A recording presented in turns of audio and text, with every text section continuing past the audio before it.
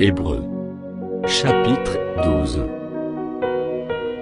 Nous donc aussi, puisque nous sommes environnés d'une si grande nuée de témoins, rejetons tout fardeau, et le péché qui nous enveloppe si facilement, et courons avec persévérance dans la carrière qui nous est ouverte, ayant les regards sur Jésus, le chef et le consommateur de la foi, qui, en vue de la joie qui lui était réservée, a souffert la croix, méprisé l'ignominie, et s'est assis à la droite du trône de Dieu.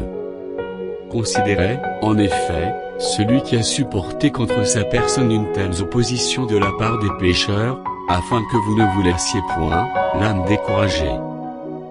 Vous n'avez pas encore résisté jusqu'au sang, en luttant contre le péché.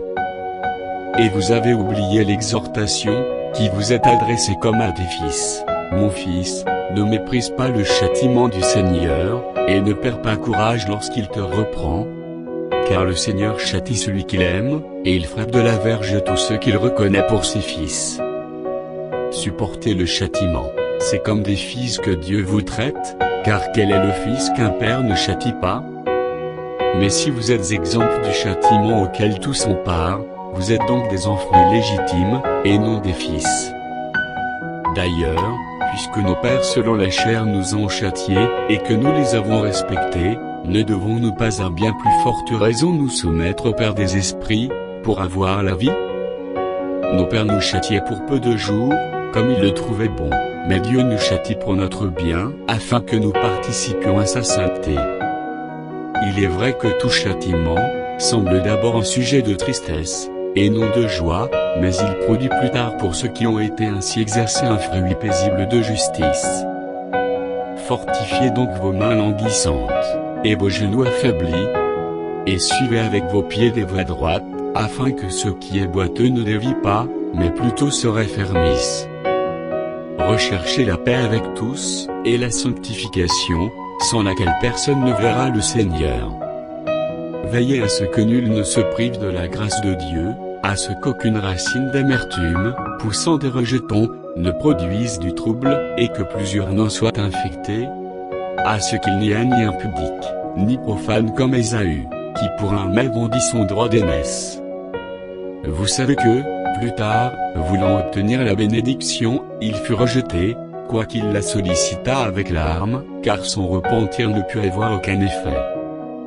Vous ne vous êtes pas approché d'une montagne, qu'on pouvait toucher et qui était embrasée par le feu, ni de la nuée, ni des ténèbres, ni de la tempête, ni du retentissement de la trompette, ni du bruit des paroles, tels que ceux qui l'entendirent demandèrent, qu'il ne leur en fût adressé aucune de plus, car ils ne supportaient pas cette déclaration. Si même une bête touche la montagne, elle sera lapidée. Et ce spectacle était si terrible que Moïse dit, « Je suis épouvanté et tout tremblant. » Mais vous vous êtes approchés de la montagne de Sion, de la cité du Dieu vivant, la Jérusalem céleste, des myriades qui forment le cœur des anges, de l'assemblée des premiers-nés inscrits dans les cieux, du juge qui est le Dieu de tous, des esprits des justes parvenus à la perfection, de Jésus qui est le médiateur de la nouvelle alliance, et du sang de l'aspersion, qui parle mieux que celui d'Abel. Gardez-vous de refuser d'entendre celui qui parle, car si ceux-là n'ont pas échappé qui refusèrent d'entendre celui qui publia les oracles sur la terre, combien moins échapperons-nous, si nous nous détournons de celui qui parle du haut des cieux, lui, dont la voix alors ébranla la terre, et qui maintenant a fait cette promesse. Une fois encore j'ébranlerai non seulement la terre, mais aussi le ciel. Ces mots, une fois encore, indiquent le changement des choses ébranlées, comme étant faites pour un temps, afin que les choses inébranlables subsistent. C'est pourquoi, recevant un royaume inébranlable, montrons notre reconnaissance, en rendant à Dieu un culte, qui lui soit agréable, avec piété et avec crainte, car notre Dieu est aussi un feu dévorant.